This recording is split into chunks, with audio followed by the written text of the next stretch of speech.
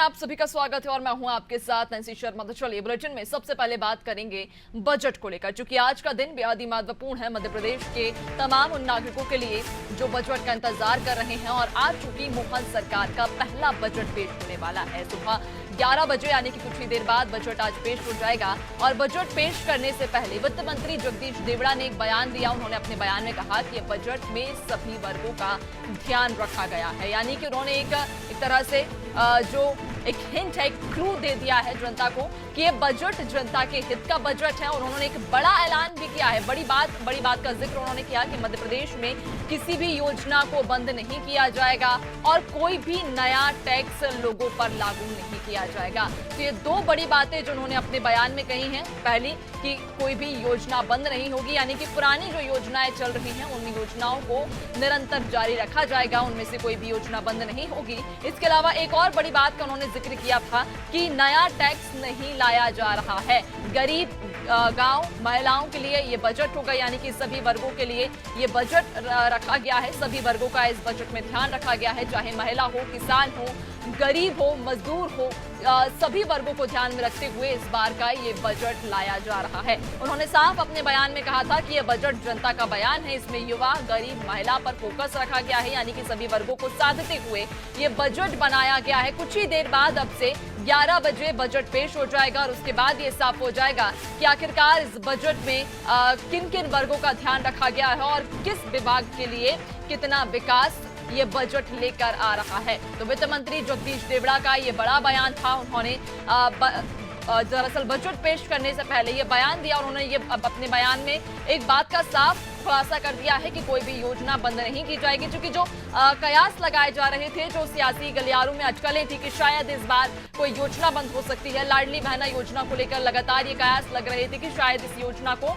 बंद कर दिया जाएगा। लेकिन उन्होंने अपने बयान में ये साफ कह दिया है कि कोई भी योजना को बंद नहीं किया जाएगा, नया टैक्स नहीं लेकर आएंगे। बजट में हर सेक्टर का ध्यान रखा गया है और हर वर्ग को ध्यान में रखते हुए ये बजट बनाया गया है। बेसब्री से इंतजार सभी को इस बजट का है, चूंकि मुख्यमंत्री डॉक्टर मोहन यादव का ये पहला बजट होने वाला है और ये बजट जनता का बजट है। ये कहना है वित्त मंत्री जगदीश देवड़ा का। जब उन्होंने एक बयान दिया था, उन्होंने दरअसल सभी पत्रकारों का जवाब दिया था। आपको बता दें कि बजट पेश करने से पहले जब वो अपने घर से निकले थे तो उन्होंने पूजा अर्चना की थी, भगवान के सामने माथा टेका था। अब उनकी पत्नी, उनकी धर्म पत्नी ने, उनकी अर्धांगिनी ने उन्हें तिलक लगाकर अपने घर से भेजा था। और चूंकि ये बजट आज पेश होने वाला है, बेहद ही महत्वपूर्ण आज का जो दिन है वो सभी मध्य प्रदेश वासियों के लिए रहेगा। सभी को इंतजार है बेसब्री से कि इस बार के बजट में क्या खास होने वाला है। चूंकि इस बार का जो बजट है वो भी 15 से लेकर 20% तक बढ़ाया गया है, यानी कि इस बार के बढ़े हुए बजट में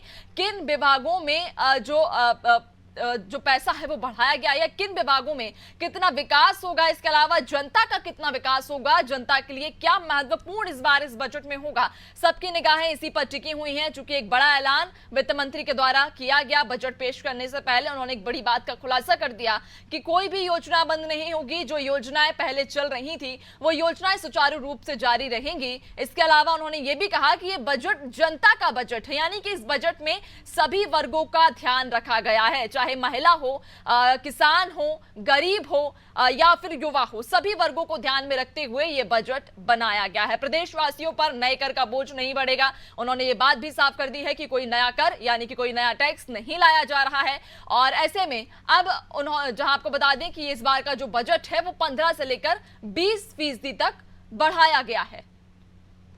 और चलिए, खास पैनल हमारे साथ में जुड़ चुका है। खास पैनल से सबसे पहले आप सभी को परिचय करा देती हूं, उसके बाद चर्चा को आगे बढ़ाएंगे। बीजेपी नेता डॉक्टर वाणी आहुलीवालिया हमारे साथ में जुड़ गई हैं। इसके अलावा कांग्रेस प्रवक्ता राजकुमार उपाध्याय हमारे साथ जुड़ गए हैं। वरिष्ठ पत्रकार चैतन्य भट्ट हमारे साथ जुड़ गए हैं और अर्थशास्त्री गणेश कबाड़िया हमारे साथ जुड़ गए हैं। आप सभी का बहुत बहुत स्वागत है। सबसे पहले चर्चा की शुरुआत करते हैं चैतन्य भट्ट जी आपके साथ में। चैतन्य जी, ये बताइएगा, चूंकि इस बार का जो बजट है वो अगर हम पिछले बजट की तुलना में देखें तो लगभग 15 से लेकर 20% तक इस बजट को बढ़ाया गया है। इस बढ़े हुए बजट में आपको क्या लगता है, जनता के लिए कितना राहत वाला या कितना लाभदायक ये बजट हो सकता है? कैसे विश्लेषण आप करते हैं? देखिए, ये डॉक्टर मोहन यादव के मुख्यमंत्री कालों का पहला बजट है जाहिर है से कि वो एक अच्छा बजट देने का प्रयास करेंगे, क्योंकि उनका नेतृत्व अभी 1 साल हुआ है। और इसलिए कुछ जिस तरह से देवड़ा जी ने बात कही कि कोई नया कर नहीं लगाया जाएगा, और जो बजट है वो तमाम जो वर्ग हैं, महिला हो, युवा हो, किसान हो, इन तमाम लोगों के लिए बेहतर होगा। दूसरी सबसे बड़ी बात जो है वो है कि जो पुरानी योजनाएं हैं उनको बंद नहीं किया जाए, क्योंकि जैसा कि ये माना जा रहा था कि लाडली बहना को लेकर बहुत ज्यादा आर्थिक बोझ पड़ रहा है सरकार बिल्कुल। पे, क्योंकि उसको कर्ज पे कर्ज लेना पड़ रहा है। लेकिन उन्होंने ये साफ किया है कि जो भी पुरानी योजना लाडली बहना प्रमुख मानते हैं वो बंद नहीं होगी। लेकिन मुझे लगता है कि जैसे सरकारी कर्मचारियों की बात, अभी जो सेंट्रल गवर्नमेंट का 50% तक भत्ता हो चुका है, लेकिन अभी जो स्टेट गवर्नमेंट की है वो 4% भत्ते के लिए अभी भी बाट जोड़ है। तो एक तो उनको प्रसन्न करना होगा, उसके लिए अलग से बजट आपको निकालना होगा। दूसरा जो वैट है, वैट अगर सरकार कम करती है तो निश्चित तौर पे हर आम आदमी को इससे फायदा मिलेगा, क्योंकि जब वैट कम होगा तो पेट्रोल डीजल की कीमतें कम होंगी, और जब पेट्रोल डीजल की कीमत कम होती है तो निश्चित तौर पे जो ट्रांसपोर्ट का भार है वो कम होता है, और उससे चीजें भी सस्ती होती। तो मुझे लगता है कि वैट को लेकर निश्चित तौर पर कई लंबे अरसे से इस बात को कहा जा रहा है कि वैट कम होना चाहिए। प्रदेश में काफी वैट होता है पेट्रोल डीजल पे। बीच में तो ये भी बात चली थी कि इसको जीएसटी में शामिल किया जाए, लेकिन बहुत से इस बात को स्वीकार नहीं कर रहे हैं। केंद्र शासन कह रहा है कि हम प्रयास कर रहे हैं कि इसको इसमें जीएसटी में शामिल किया जाए, और जीएसटी में अगर शामिल हो जाता है तो निश्चित तौर पर 20 से 25 रुपए तक का पेट्रोल डीजल की कीमतों में कमी आएगी। तो एक तो ये मुद्दे हैं। दूसरा, अब ये देखना होगा कि किस मद पर कितना पैसा दिया जा रहा है। किसानों की जो योजनाएं हैं वो तो जारी रहेंगी।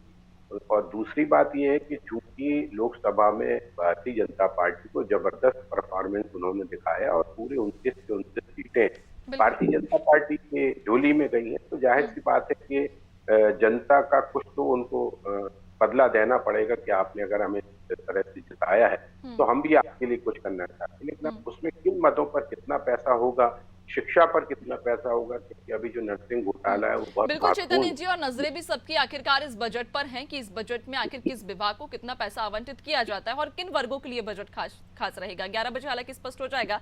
गणेश जी की ओर रुक कर लेते हैं। गणेश जी, आपसे भी मैं जानना चाहूंगी, क्योंकि इस बार आपने अगर बयान सुना हो वित्त मंत्री जगदीश देवड़ा का, तो उन्होंने अपने बयान में ये बात तो साफ कर दी है कि कोई भी जो पुरानी योजना है उसे बंद नहीं किया जाएगा। चूंकि लाडली बहना योजना जो अक्सर ही कहा जा रहा था कि शायद वो बंद हो सकती है, चूंकि उसकी वजह से सरकार कर्ज के तले दब रही है। और एक और बात जिन्होंने की उन्होंने स्पष्ट कर दी है कि कोई भी नया टैक्स नहीं लाया जाएगा। अब ऐसे में आपको क्या लगता है कि रेवेन्यू कैसे जनरेट होगा? क्योंकि अगर पिछले वित्तीय वर्ष को हम देखें तो वहां पर रेवेन्यू अच्छा खासा सरकार के पास जनरेट हो गया, लेकिन अब जब कोई नया टैक्स नहीं लाया जा रहा है, योजनाएं कोई बंद नहीं की जा रही हैं, और इस बार के बजट में 15 से लेकर 20% तक का जो बजट है वो बढ़ाया गया है, तो आने वाले समय में रेवेन्यू आखिर कैसे जनरेट किया जाएगा? बहुत बहुत धन्यवाद मैडम। आप बहुत अच्छा है कि एक तो कर नहीं बढ़ाया जाएगा तो जनता के ऊपर भार नहीं होगा। दूसरी बात ये भी बहुत अच्छी बात है कि पुरानी कोई योजना बंद नहीं होगी तो कोई भी वर्ग नाराज होने की संभावना नहीं है। बिल्कुल। आपने बहुत अच्छी बात कही है कि इन सब के बावजूद भी वित्त मंत्री वो करिश्मा कैसे करें कि बजट उन्होंने 15% बढ़ा दिया। इसका मतलब कहीं न कहीं से रेवेन्यू जनरेट हो रहा है। बिना टैक्स से रेवेन्यू जनरेट हो रहा है, ये इकोनॉमिक्स है। और वो इकोनॉमिक्स इसलिए है कि अगर आपका प्रदेश आर्थिक विकास कर रहा है तो आर्थिक विकास के कारण कई सारा टैक्स अपने आप बढ़ जाता है। टैक्स रेट बढ़ाने की जरूरत नहीं है। आपकी अगर साइज ऑफ द इकोनॉमी बढ़ रही है तो टैक्स कलेक्शन अपने आप बढ़ जाएगा। दूसरी बात यह है कि जब जीएसटी लागू हो गया तब मेजर टैक्स की जो संरचना है जीएसटी काउंसिल करती है, और जीएसटी काउंसिल क्या टैक्स लगाती है तो प्रदेश सरकार को ऑटोमेटिकली जीएसटी से अपना कलेक्शन मिल जाता है, और ये सरकार का सबसे बड़ा रेवेन्यू का सोर्स है। और आप पिछले 4-5 महीनों को देखें, हर बार जीएसटी का कलेक्शन रिकॉर्ड तोड़ हो रहा है। तो अगर रिकॉर्ड तोड़ हो रहा है तो अपने आप मध्य प्रदेश, और मध्य प्रदेश को जीएसटी में नेट गेनर राज्य है। नेट गेनर ये नहीं, पुराना जो टैक्स स्ट्रक्चर था वो उत्पादन आधारित था, जीएसटी कंजम्पशन आधारित है। और Madhya Pradesh mainly consuming state है, क्योंकि ये जनसंख्या ज्यादा है, एग्रीकल्चर बेस्ड इकोनॉमी है, तो उसको ऑटोमेटिकली सेंट्रल से टैक्स ट्रांसफर बहुत अच्छा आ रहा है। और इसलिए 15% अगर बजट की साइज बढ़ रही है तो वो बिल्कुल लाजिम है, क्योंकि टैक्स बोइंसी बहुत अच्छी है। अगर आपकी इकोनॉमी और पिछले 5 सालों से देखें तो मध्य प्रदेश की आर्थिक विकास दर राष्ट्र की आर्थिक विकास दर से ज्यादा है।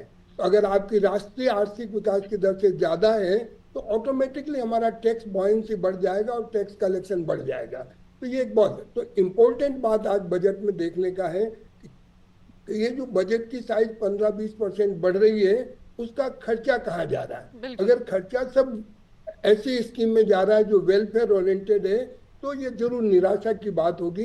देखना है कि ये कैपिटल एक्सपेंडिचर पर कितना खर्च करते हैं, इंफ्रास्ट्रक्चर डेवलपमेंट पे कितना खर्च करते हैं। बहुत अच्छी बात कही कि उन्होंने हम रिलीजियस टूरिज्म मध्य प्रदेश में बहुत बढ़ेगा, और रिलीजियस टूरिज्म बढ़ेगा तो मध्य प्रदेश की इनकम अपने आप बढ़ेगी। लेकिन टूरिज्म बढ़ाने के लिए इंफ्रास्ट्रक्चर चाहिए, तो वो इंफ्रास्ट्रक्चर कितना डेवलप होता है ये जरूरी देखना है।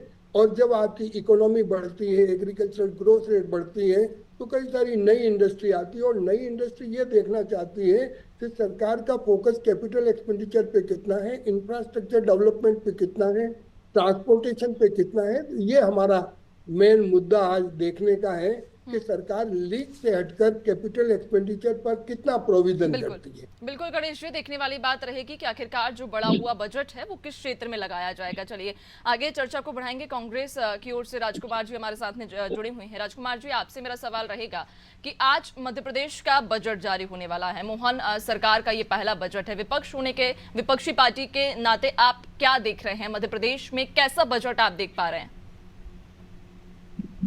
बिल्कुल, जिस प्रकार की भारतीय जनता पार्टी के हमारे वित्त मंत्री प्रदेश के लोगों को जिस प्रकार उन्होंने बोला है, आश्वासन दिया है कि बजट जो होगा वो बिल्कुल उनके अनुकूल होगा, जनता के हित में होगा। तो जनता के हित में होगा तो ये तो आप बजट 15% से ज्यादा बढ़ा रहे हैं, तो उसकी जनरेट कहाँ से करेंगे राशि बिना टैक्स बढ़ाए? वो भी एक अच्छा हमको लग रहा है कि किस प्रकार से जनता को राहत रहे। और उसके बाद एक और चीज है नैन्सी कि महिलाओं के लिए, विशेषकर युवाओं के लिए, किसानों के लिए और छोटे मझोले व्यापारियों के लिए इसमें कितना छूट वो दे रहे हैं किन किन चीजों पर, ये महत्वपूर्ण है। क्योंकि ग्रोथ और जीडीपी दर, प्रति व्यक्ति आय, ये सब तो क्या होता है आंकड़ों में बात होती है, परंतु जब बात होती है कि किसान की आय दोगुनी हो पाई क्या, युवा बेरोजगारी से हट पाया क्या, व्यापारियों को जीएसटी और अन्य चीजों से राहत मिल पाई क्या, महिलाओं को, गृहिणियों को किस प्रकार से घरेलू उत्पादों में राहत मिल पाई क्या, इन सब बातों से बिल्कुल राहत होना चाहिए। इनको कैसे वो राहत दे पाएंगे, क्योंकि निश्चित रूप से जब आप बजट प्रस्तुत कर रहे हैं तो महिलाएं जब घर की रसोई से लेकर बाहर पेट्रोल डीजल तक राहत किस प्रकार हम कम कर पाए, महंगाई को किस प्रकार कंट्रोल कर पाए कि जिससे आम जनता को राहत हो, हम उन चीजों पर भी बात करेंगे। दूसरी एक मेरी बात है कि परिसंपत्ति विभाग में जिस प्रकार बजट में कई चीजें आएगी, तो परिसंपत्ति विभाग में लगातार जो पिछली संपत्तियां बेची गई है उनके लिए क्या सरकार कर रही है, क्योंकि परिसंपत्ति विभाग ने पिछली बार बहुत कम दामों पर, मूल्यों पर अपनी संपत्ति बेच दी है। तो जब सरकारी संपत्ति बिक गई है तो उसका लाभ जो है वो सरकार को नहीं मिलेगा, उससे माफिया और जिन्होंने वो परिसंपत्तियां खरीदी है उनको हो रहा है। जैसे मैं आपको छोटा सा उदाहरण दे रहा हूँ, नर्मदापुरम जिले की इटारसी नगर है, उसमें रेस्ट हाउस की लगभग 1 लाख वर्ग फीट की जमीन जो है वो किस गाइडलाइन से बेच दी आपने, सरकार ने? क्या आवश्यकता है? आप कर्जा तो ले रहे हैं, विकास की बात कर रहे हैं, फिर ऐसी कौन सी एकदम से आपादाती या बिल्कुल आपको कौन सी कुर्सी की बात आ गई कि आपने परिसंपत्तियों में पुरानी जमीनों को सरकार की बेचना चालू कर दी? और जिन लोगों ने खरीदा है उसने 31-32 करोड़ की जमीन खरीदी, आज उस पर एक बहुत बड़ा शॉपिंग कॉम्प्लेक्स बन रहा है। तो उसमें आप इसकी जांच होना चाहिए कि ये कितने में बिकी, किस गाइडलाइन में बिकी और अचानक इसको परिसंपत्ति विभाग में सरकार को क्यों बेचना पड़ा। और इससे अब जो आय होने वाली है, जिस भी व्यक्तियों ने, जिस समूह ने, जिस संस्था ने, जिन लोगों ने ली है, उन्होंने अब उस पर कितनी राशि लगाई थी और कितनी राशि अब उससे कमाना चाह रहे हैं। तो ये भी एक राजस्व का बड़ा घाटा नैन्सी जी सरकार को रहा है। ठीक है राजकुमार जी, आपकी बात का जवाब लेंगे। हमारे साथ में डॉक्टर वाणी आहलूवालिया जी जुड़ी हुई हैं। डॉक्टर वाणी जी, आपसे मैं राजकुमार जी के सवाल का जवाब तो लूंगी ही, लेकिन उसके पहले मैं आपसे ये पूछना चाहती हूं कि वित्त मंत्री जगदीश देवड़ा जब अपना बयान दे रहे थे तो उन्होंने इस बात को लेकर तो साफ कह दिया है कि कोई भी पुरानी योजना बंद नहीं की जाएगी, वो जो योजना है वो सुचारू रूप से जारी रहेंगी। लेकिन क्या इस बीच में कोई नई योजना लाई जा सकती है? चूंकि लगातार ये भी कहा जा रहा है कि संकल्प पत्र में जनता के हितों को ध्यान में रखते हुए कई सारे वादे किए गए थे, तो क्या उन वादों को आज के इस बजट में धरातल पर उतारा जाएगा? क्या वो वादे आज इस बजट में हमें देखने को मिल सकते हैं? जी, पहले तो अनादि टीवी के दर्शकों को नमस्कार, और ये जो वरिष्ठ पैनल मेरे साथ इस डिबेट में है, सबको प्रणाम करती हूँ। जी बिल्कुल, देखिए, हमारा लक्ष्य है कि जब मध्य प्रदेश को एक समृद्ध राज्य के रूप में, एक विकसित राज्य के रूप में हम परिवर्तित देखें, क्योंकि हम ये जानते हैं कि पिछले 20 साल पहले हमारी स्थिति क्या थी। आज जो भी जो वरिष्ठ इकोनॉमिस्ट है यहाँ पर, उन्होंने जो अभी बिंदु दिए, तो मैं ध्यान दिलाऊंगी कि ये सारे जो भी विकल्प किए जा रहे हैं, ये जो भी घोषणाएं हो रही है, ये इसलिए है कि मध्य प्रदेश निरंतर आर्थिक उन्नति कर रहा है। आप ध्यान दीजिए कि डेट जीडीपी रेशियो हमारे प्रदेश का लगभग 30 है, और जो दूसरे अन्य राज्य हैं वहां पर मुझे लगता है 35-36 होगा, और 30 का जो अंक है वो रिजर्व बैंक ऑफ इंडिया से भी स्वीकृत है। हम जो ब्याज के देते हैं हमारे कर्ज के ऊपर, उसमें भी 2% का घाटा हुआ है। देखिए, हम नए नए साधन ढूंढ रहे हैं जिससे सरकार की आमदनी बढ़े, इसलिए हम टैक्स को नहीं रिफॉर्म करके वो टैक्स जो बढ़ाने की बात होती है हर बार, वो नहीं कर रहे। हम एक छोटा सा उदाहरण देती हूँ कि जब हम पर्यटक स्थलों को विकसित करते हैं, तो पर्यटन का जो इनपुट होता है, जो टूरिज्म का इनपुट होता है, वो वहां उस क्षेत्र की इकोनॉमी को बिल्कुल एक चक्री के तरह आगे बढ़ा देता है। तो हमारे जो टूरिज्म है वो लगभग 122% बढ़त हुई है टूरिस्ट में, और 58% की बढ़त हुई है ऐसे क्षेत्रों में। तो निरंतर हम उन क्षेत्रों पे ध्यान दे रहे हैं, हम औद्योगिकरण पे ध्यान दे रहे हैं, इंफ्रास्ट्रक्चर बिल्डिंग पर ध्यान दे रहे हैं। एक और छोटी सी योजना का मैं उदाहरण देती हूँ कि सॉइल टेस्टिंग का अब एक योजना लेके आ रहे हैं ये यशस्वी मुख्यमंत्री। तो देखिए, इसमें क्या होगा, जो students already agriculture based programmes में एनरोल्ड है, उनको इसमें काम में लगाया जाएगा। तो ये एक और विकल्प हो गया उनको एक आमदनी का स्रोत बनाने के लिए। तो ऐसे बहुत नए नए नवाचार है, बहुत नए नए प्रकार के हम प्रयोग करने वाले हैं, जिसमें इस प्रदेश में आमदनी के स्रोत खुलेंगे। हम आयुष्मान में सबसे पहले नंबर पे हैं, सफाई में हम पहले नंबर पे हैं।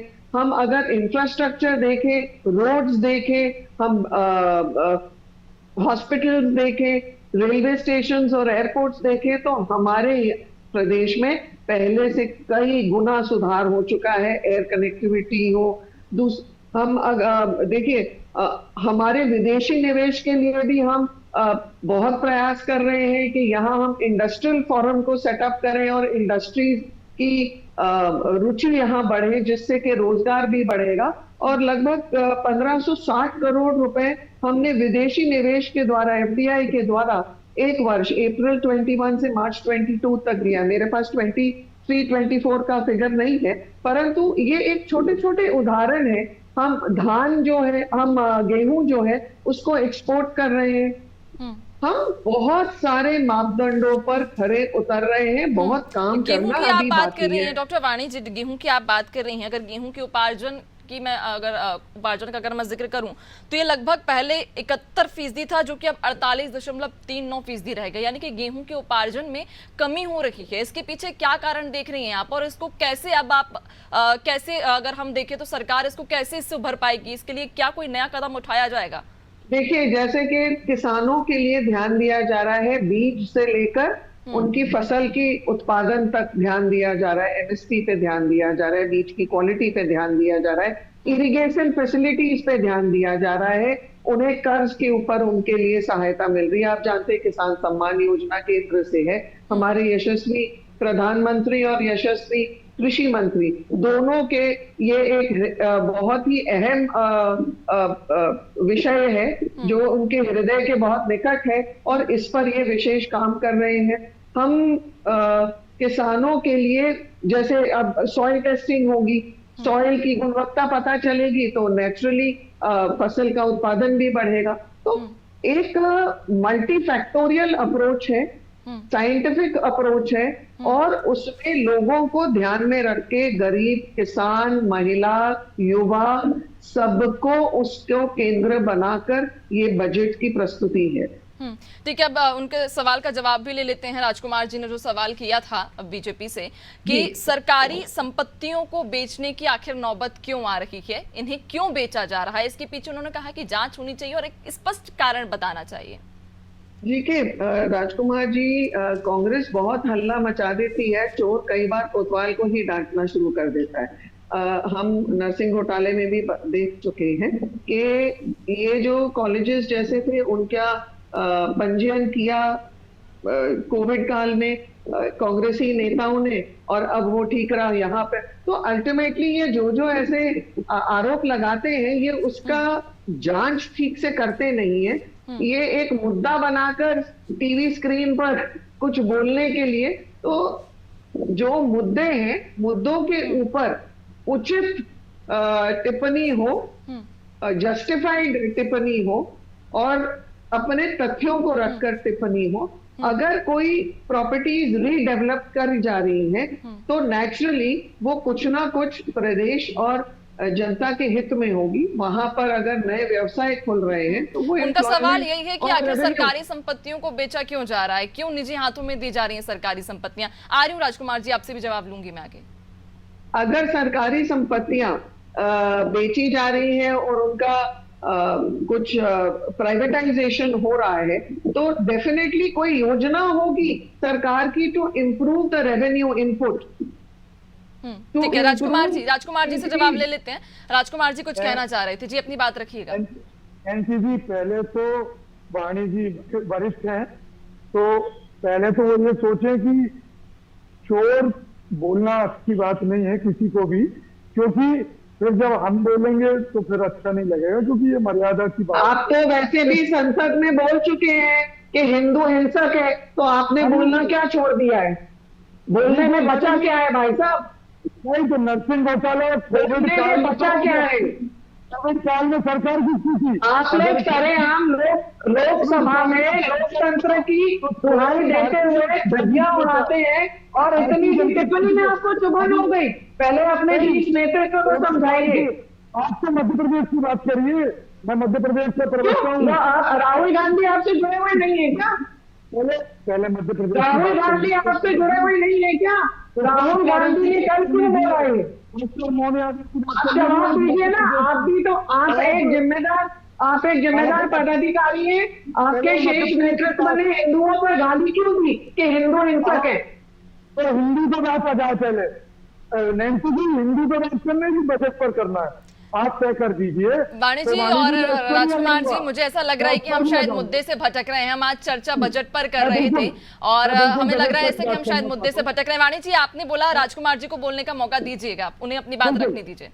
नैन्सी जी, मैं ये कहना चाहता हूँ कि पहले तो कोविड काल में जिसकी सरकार की, बिल्कुल उस पर जांच होनी चाहिए, और उसकी बात हाईकोर्ट, सीबीआई और विधानसभा सत्र में चल रही है। तो हमें कुछ नहीं कहना, हमें तो जितनी बात है हमारे नेता प्रतिपक्ष उमंग सिंघार की विधानसभा में करेंगे, और सड़क पे जो लड़ाई लड़ना वो प्रदेश कांग्रेस अध्यक्ष जीतू पटवारी जी कांग्रेस लड़ेगी, और उस मुद्दे को लेकर बात होगी। लेकिन मेरा फिर वही सवाल है कि मैं तथ्यों पर ही बात कर रहा हूँ। रेस्ट हाउस सरकारी जमीन HRC की 1 लाख वर्ग फीट के लगभग है, जो कि 21 से 32 करोड़ में सरकार ने बेच दी। अब क्यों बेची? एकदम से क्या विपत्ति आ गई सरकार पर, और उस पर किसको लाभ हो रहा है, उसको किन गाइडलाइन पर बेचा गया, क्यों बेचा गया, सरकार को जवाब देना चाहिए इसके ऊपर, क्योंकि इससे सरकार को घाटा हुआ है। इसमें मैं एक छोटी सी बात और सुझाव भी देना चाहता हूँ कि हो सकता था अगर आपको इसको बेचना ही था तो इसको PPP मोड पर करते आप इसको बहुत अच्छे तरीके से किसी ठेकेदार से, किसी संस्था से, PWD विभाग, आपके पास बहुत सारे विभाग हैं जिन पर आप इस पर कंस्ट्रक्शन करते और उनकी जो लागत मूल्य उनसे एक हम इकट्ठा करते, उनसे अग्रिम राशि के रूप में जमा करते और उससे हम उसका जो किराया आता बाद में, तो अग्रिम राशि के रूप में जो राशि इकट्ठी होती उससे हमारा निर्माण होता, और जो निर्माण होता उन दुकानों से जो प्रतिमाह वार्षिक अर्धवार्षिक जितनी सुविधा से हमको आय होती उससे सरकार को वर्षों आय होती।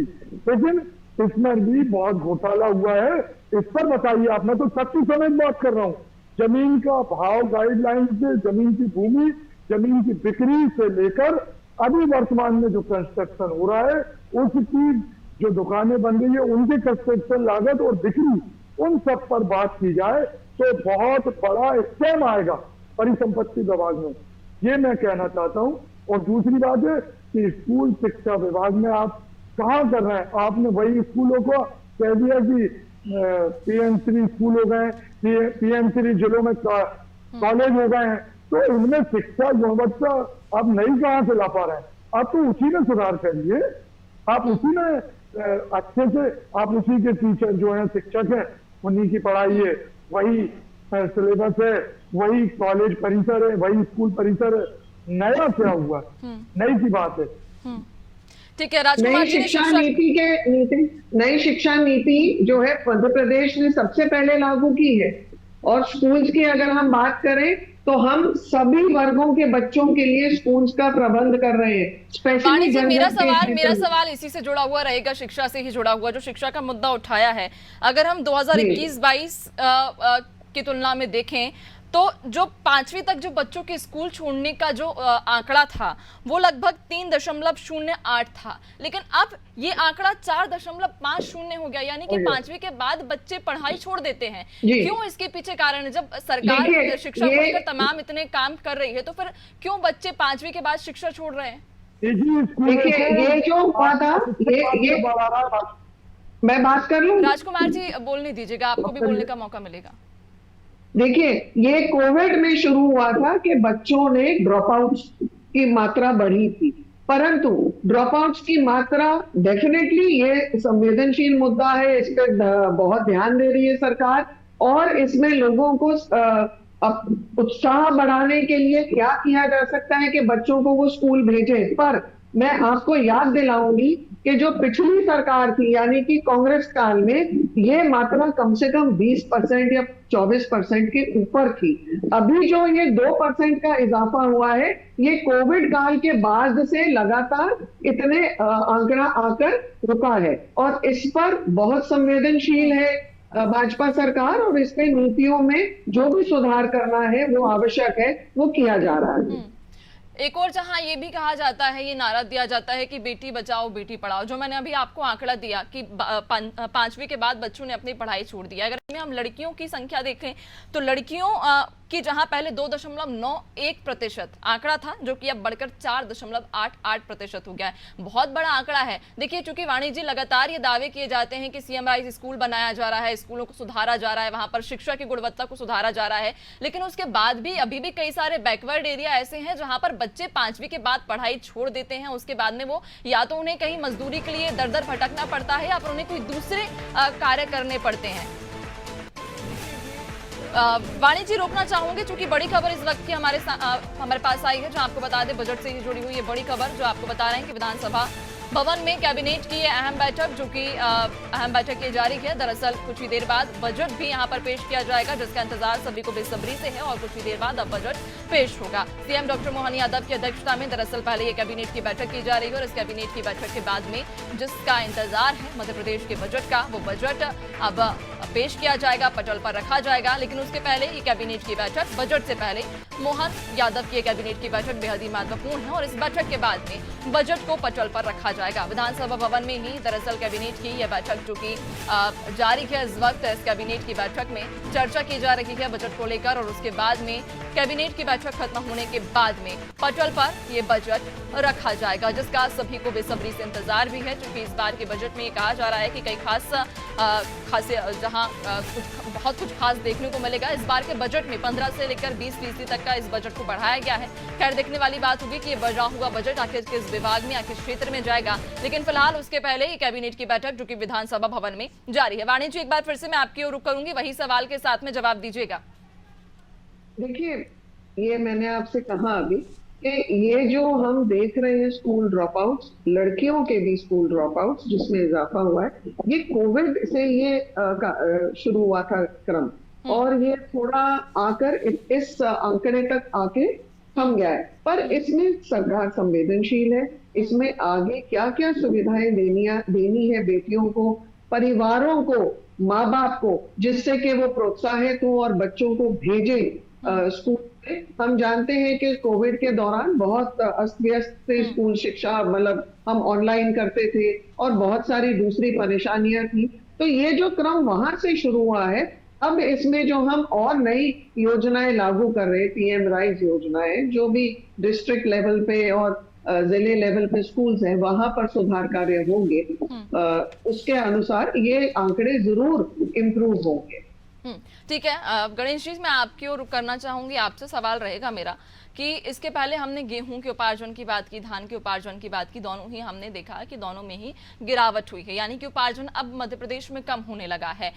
इससे क्या लगता है आपको, क्या आने वाले समय में कोई व्यापक असर हो सकता है? दूसरी ओर अगर हम देखें, जो मुद्दा राजकुमार जी ने उठाया कि जो सरकारी संपत्तियां हैं वो निजी हाथों में सौंपी जा रही हैं, क्या इससे कोई नुकसान या कोई व्यापक असर आने वाले समय में हमें देखने को मिल सकता है? देखिए, बहुत अच्छी बात आपने कही और आप कल का जो या इनका संकल्प पत्र है उसको भी देखे हैं और जो सरकार ने एमएसपी लागू की उसमें भी अगर आप देखें तो सरकार का फोकस है कि हम क्रॉप डाइवर्सिफिकेशन करें। हम अनाज के अंदर जो स्पेशली गेहूं चावल है उसमें बहुत आत्मनिर्भर है। दालें और तिलहन हमारी कम है, तो सरकार फोर्सफुली चाहती है कि किसान गेहूं और चावल से शिफ्ट हो किसकी तरफ, दालें और तिलहन के अंदर, क्योंकि वो हमारे अभी हम इंपोर्ट करना पड़ता है। तो सरकार ने एमएसपी और बोनस योजना के माध्यम से कोशिश की है कि किसान किसी तरह से अपनी क्रॉपिंग पैटर्न को चेंज करें। और आपको गर्व होगा मध्य प्रदेश के बारे में कि मध्य प्रदेश ही एक ऐसा राज्य है जो क्रॉप डाइवर्सिफिकेशन में सबसे आगे है। यहाँ लगभग सभी तरह की फसलों का उत्पादन होता है। तिलहन का देखिए, दलहन में देखिए, सोयाबीन में तो हम नंबर 1 है, दलहन में हम नंबर 1 है। अब इसको और बढ़ाने की आवश्यकता है जिससे वो देश की आवश्यकता को पूरी कर सके। और इसी क्रॉप डाइवर्सिफिकेशन या जो कृषि में नवाचार हुए उसके कारण लगातार मध्य प्रदेश को कृषि क्रमण्य पुरस्कार मिला है भारत सरकार से। तो ये एक अच्छी बात है कि किसी तरह से किसान और एमएसपी दलहन की एकदम तेजी से बढ़ रही है कि जिससे किसान शिफ्ट हो। हम गेहूं और चावल के उत्पादन में अब हमारी आवश्यकता नहीं है, शुरुआत में आवश्यकता थी और मध्य प्रदेश पहला राज्य है जिसने गेहूं के अंदर बोनस करके गेहूं की क्रांति लाया। बिल्कुल बिल्कुल, आपको रोकना चाहूंगी गणेश जी, चूंकि इस वक्त बड़ी खबर जो कि बजट से जुड़ी हुई ही सामने आ रही है। दरअसल मोहन कैबिनेट की बैठक जो कि खत्म हो चुकी है। आपको बता दें कैबिनेट में बजट की मंजूरी भी मिल गई है। जगदीश देवड़ा अब कुछ ही देर में बजट पेश करने वाले हैं। बजट में हर सेक्टर का ध्यान रखा गया है, क्योंकि बजट जारी करने से पहले वित्त मंत्री जगदीश देवड़ा ने अपने बयान में ये कहा था कि ये बजट जनता का बजट है, यानी कि सभी वर्गों को ध्यान में रखा हुआ ये बजट बनाया गया है। जनता के लिए मध्य प्रदेश का बजट समर्पित होगा। गाँव गरीब महिलाओं के लिए ये विशेष विशेष बजट रहेगा जिसमें संकल्प पत्र के सभी वादे भी पूरे किए जाएंगे। युवा हो, गरीब हो, महिला हो, हर वर्ग पर इस बजट में फोकस किया गया है। उन्होंने इस बात का भी ऐलान किया था कि नए कर का कोई भी बोझ नहीं होगा। एक बार फिर से चर्चा में वापस लौटेंगे। गणेश जी, अपनी बात को पूरा कीजिएगा। तो कृषि में जानबूझकर डाइवर्सिफिकेशन की कोशिश की जा रही है और मध्य प्रदेश पूरे भारत में एक ऐसा राज्य है जिसकी एग्रीकल्चर ग्रोथ रेट राष्ट्र की ग्रोथ रेट से ज्यादा है। और कृषि में इतना क्रांतिकारी परिवर्तन आया कि आज हमारे पास गोडाउन्स नहीं है, मंडीज नहीं है इतने बड़े एग्रीकल्चर प्रोडक्ट को एब्जॉर्ब करने के लिए। और ये जो कृषि उत्पादन है उसके एग्रो बेस्ड इंडस्ट्री चाहिए। ऐसी कई सारी क्रॉप्स हैं जिनका प्रोडक्शन हमारे यहाँ होता है, प्रोसेसिंग गुजरात में होता है। तो अब केवल कृषि उत्पादन नहीं बल्कि कृषि के उपयोग की ओर ध्यान देना है। तो आज हमें बजट में ये देखने की आवश्यकता है कि एग्रो इंडस्ट्री, क्योंकि मध्य प्रदेश की सबसे बड़ी विशेषता है कि ये एग्रीकल्चर बेस्ड इकोनॉमी है। इसका मतलब हमारी इंडस्ट्री का फोकस किस पे होना चाहिए? एग्रीकल्चर के इनपुट पे होना चाहिए, एग्रीकल्चर के आउटपुट पर होना चाहिए। वो अगर नहीं करेंगे तो हम एमएसपी के माध्यम से किसानों की आय को दुगुना नहीं किया जा सकता है।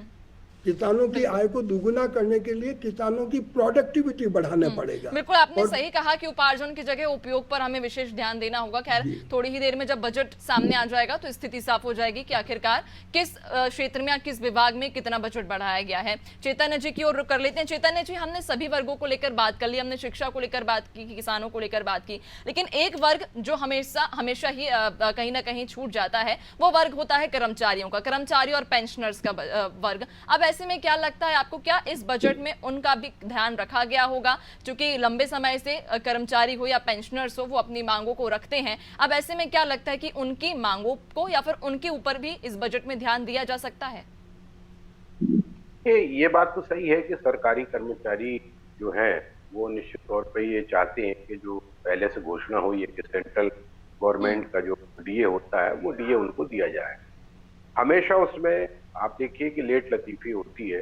तो मैं सेंट्रल गवर्नमेंट भत्ता घोषित करती है, उसके 4-6 महीने बाद उस स्टेट गवर्नमेंट को की कर्मचारियों को भत्ता मिलता है, लेकिन उसके बाद भी उसमें जो एरियस है उसमें भी काफी समय लग जाता है। तो मुझे लगता है कि इस बार इस वर्ग को भी प्रभावित करने के लिए निश्चित तौर पर एक अजग बजट, जैसा पहले भी घोषणा की गई कि कर्मचारियों के लिए जो भत्ता बढ़ाया जाना उसके लिए एक अलग से व्यवस्था की गई। दूसरी बात जो अभी शिक्षा की बात चल रही थी, मुझे लगता है कि शिक्षा और हेल्थ ये दो बुनियादी चीजें हैं किसी भी समाज की। बिल्कुल। इन दोनों में ही आप देखिए कि जिस तरह से निजीकरण हो रहा है और सरकारी व्यवस्थाएं हैं ध्वस्त हो रही हैं, उसका सबसे बड़ा उदाहरण मैं आपको बताऊं कि अभी जबलपुर में एक एक्सीलेंस कॉलेज है, वहां पे डेस्क नहीं है, वहां पे बच्चों की स्कूलों की डेस्क लगा के कॉलेजों में पढ़ाया जा रहा।